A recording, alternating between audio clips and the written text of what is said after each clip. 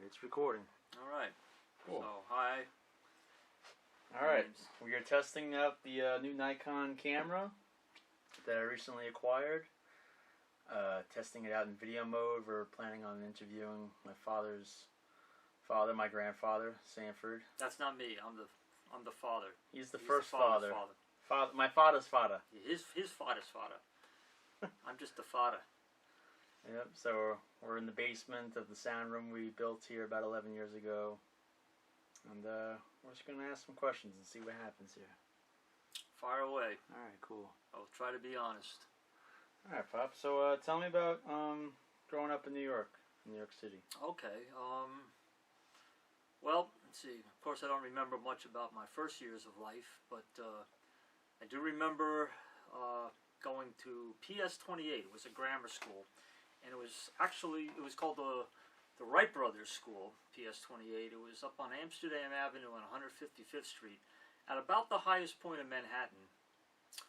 And from that point, you could see all the way down to the Hudson River, and to the west side, you could see the Bronx River and Yankee Stadium. You could just make it out. So it was a very high point. The school at that time was new. I think it was like 1 year old when I attended.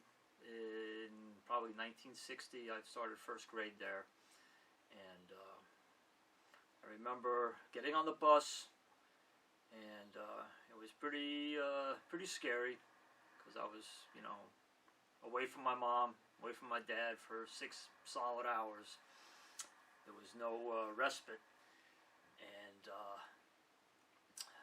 I remember that, I don't know if it was the first day or not, but I think it was the first day of school there.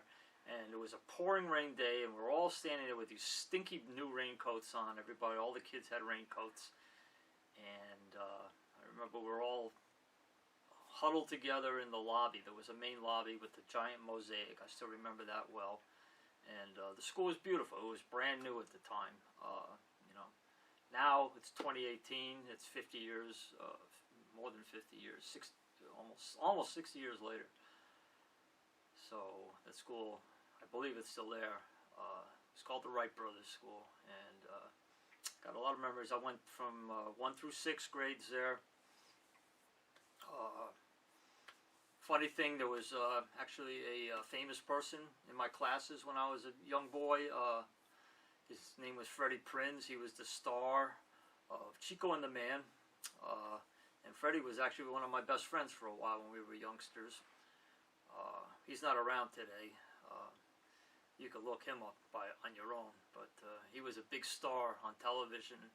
He had everything that he ever could have wanted, and he committed suicide. But that's a whole nother story. About me, my life in the city, pretty exciting, pretty challenging. There's a lot of racial tension as I grew up. By 1968, I was in 8th grade. And I went to junior high school. 52 was called Inwood Junior High School. It was around Dyckman Street, which is equivalent to the 200th Street north of North Manhattan. So I had to take a subway to get there from 158th where I lived. And that was a challenging time because, like I say, there was a lot of racial tensions, and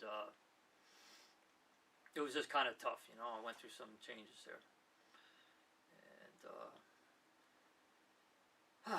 And I don't really remember much. We had some pretty good times there, mostly mischievous. We used to go down to Chinatown, my friends and I. We'd hop over the turnstiles and jump on the trains. We never paid for the trains. We either used that or our school pass, which wasn't legit on the weekends, so that's when we had to jump on the trains. And we'd go down to Chinatown or to the Staten Island Ferry if it was a hot summer day. For a nickel, just ride out on the water and go back and forth till somebody noticed we were on the boat for 4 trips and kick us off. And yeah, what can I say? New York City, but I was just a kid, 14. You want to try that now? Yeah. Let's stop that. Alright, recording. Alright, Pops, tell us about when you moved from Manhattan to Long Island, what that transition was like. Okay, yeah. that was a pretty turbulent time for me. Like I say, there was a lot of racial tension. New York City, going to public schools, like 90% of my class was either Hispanic or black. You could find my face out of the 40 or so kids in the class picture. There's only like maybe half a dozen white kids.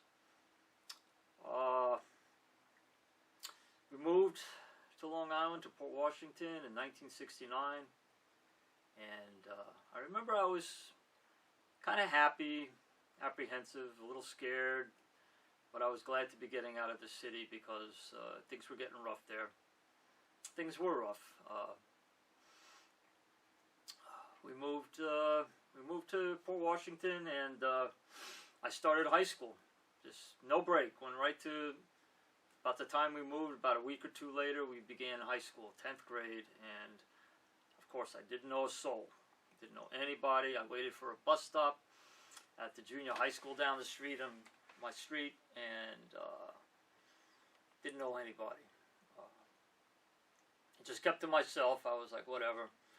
And I became friends, though. It was kind of cool because I wasn't engaged with any particular clique of people. Therefore, I was like an odd fit with everybody. I fit in with the motorheads. I knew about cars. I loved hot rods.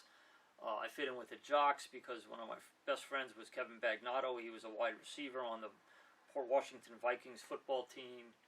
I also had some freaks friends.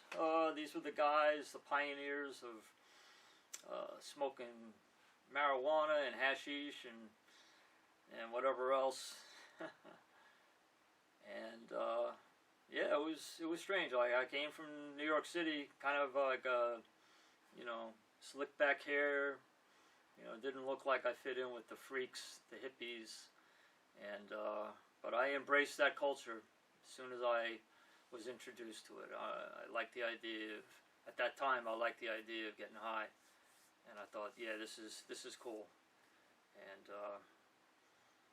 it's a lot of turbulence then. Like I say, not only the racism, but the Vietnam War was raging full ahead, and that war didn't end until '74.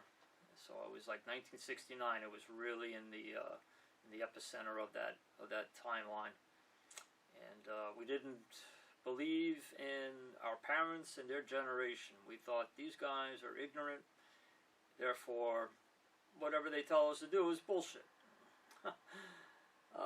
So we made our own rules. We took drugs, because the propaganda attached to marijuana, we could see was such BS. Therefore we didn't trust their word about the hard drugs, which we should have, because they are dangerous. Marijuana, not that dangerous, in my opinion. But the other drugs, the powders and all that, the pills, it's a little dangerous. Especially for people that use them too much. They become addicts, and that could really ruin a person's life. So I was involved in that as a youth, and yeah, had some good times. One of my first friends was a older kid on the block, Bob Oricchio, and he introduced me to all the fun things around Port Washington. We used to ride our bikes in the middle of the night to Sands Point and go pool hop in some enormous mansion's pool. They had heated pools out there right by Manhasset Sound, and a lot of multi-millionaire people. Very, very wealthy area. So I had a lot of fun there. Got in a bit of trouble. By the time I was 19, I was getting in too much trouble, so I decided I'm going to just move away and reinvent myself, become a whole new person at 19, because I had a feeling I was headed down a bad road. I was probably going to either be in jail or maybe worse. So that's a whole nother chapter. Is that good? Excellent.